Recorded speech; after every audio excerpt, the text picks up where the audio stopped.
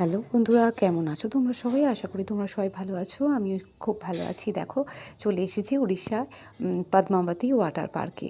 আর সবাই মিলে জানো তো, দিদির বাড়ি এসেছিলাম, তো সেখান থেকেই এসেছি। আর খুব সুন্দর একটা জায়গা। আর এই যে দেখো, প্রথমে এন্ট্রি করার জন্য টিকিট কেটে নেওয়া হলো। আর তারপরে যে ভেতরে ঢুকছি, আর খুবই সুন্দর, মানে খুবই সুন্দর একটা জায়গা। আর বিশাল বড় একটা এরিয়া নিয়ে জায়গাটা, মানে খুবই সুন্দর, মানে ভাষায় প্রকাশ করতে পারবো না, এতটা সুন্দর। তো এখান থেকে দেখো, এই সবে এন্ট্রি করলাম। তারপরে হেঁটে হেঁটে অনেকটাই ঘুরলাম, যতটা পেরেছি বলতে পারো। বিকাল থেকে আমরা এসেছিলাম, একদম সন্ধ্যের পর এখান থেকে গিয়েছিলাম। তো তোমাদের কেমন লাগছে ভিডিওটা অবশ্যই কমেন্টে জানিও। ভিডিওর মাধ্যমে তো ততটা তুলে ধরতে পারিনি, যতটা সামনে থেকে দেখেছি, যতটা সুন্দর দেখতে লাগছে ততটা তো তুলে ধরতে পারিনি। তবে যতটা পেরেছি তোমাদের সাথে তুলে ধরেছি। আশা করি তোমাদেরও খুব খুব খুব ভালো লাগবে। আর দেখো, এখানে একটু যে জিম হয়, তো সেই সবেরই কিছু রয়েছে খেলা, তো সেইগুলোই আমরা সব বসে একটু করছিলাম, খুব মজা করলাম। আশা করি তোমাদেরও খুব ভালো লাগবে। যদি ভালো লেগে থাকে অবশ্যই কমেন্টে জানাবে যে তোমাদের ভিডিওটা কেমন লাগলো।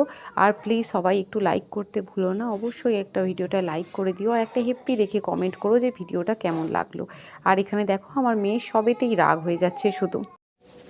এই যে দেখো বন্ধুরা, আমিও এখানে একটা এর মধ্যে চেপেছিলাম, খুব মজা করছিলাম, দেখতেই পাচ্ছ। খুবই, মানে খুবই মজা করেছি। আর আমার মেয়ে কান্নাকাটি করছিল, কান্নাকাটি না, রাগ দেখাচ্ছিল।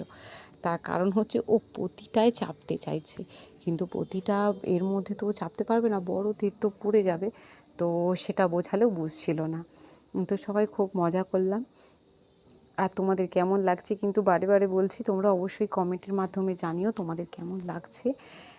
আর এই যে দেখো, আমি এর মধ্যে উঠেছিলাম, কিন্তু খুব ভয় লাগছিল, মানে পড়ে যাওয়ার ভয়টা লাগছিল, মনে হচ্ছিল পড়েই যাব, মানে এতটা বেশি লুজ না। তো যেহেতু এইসব আমাদের অভ্যস্ত নয়, তো অবশ্যই দেখো সবাই উঠেছে, দেখতে পাচ্ছ, সবাই খুব খুব মজা করেছি। মনে হয় আরও বেশিক্ষণ টাইম থাকলে মনে হয় ভালো হতো, কিন্তু ভিতরে সব কিছু অ্যালাউ নেই। যে সকাল থেকে থাকলে থাকা কেন যাবে না, খাওয়া দাওয়ারও তো একটা ব্যাপার আছে না, এটাই হচ্ছে ব্যাপার। আর এখানে দেখো, এই যে দোলনার মধ্যে একটু দুলছিলাম, বেশ ভালো লাগছিল, ছোটোবেলার কথা মনে পড়ে যাচ্ছিল। তারপরে দেখো, ওখান থেকে এই যে দেখো, দিদির ছেলে আবার এই যে স্লিপগুলো এখানে করছিল। আর ও তো পুরো কালো রঙের একটা প্যান্ট পরেছিল, পুরো ধুলোয় কি অবস্থা করে ফেলেছে, এই ধুলোর মধ্যে করছে বারে বারে। আর এই যে দেখো, দিদি এখানে দোলনায় দোল খাচ্ছে।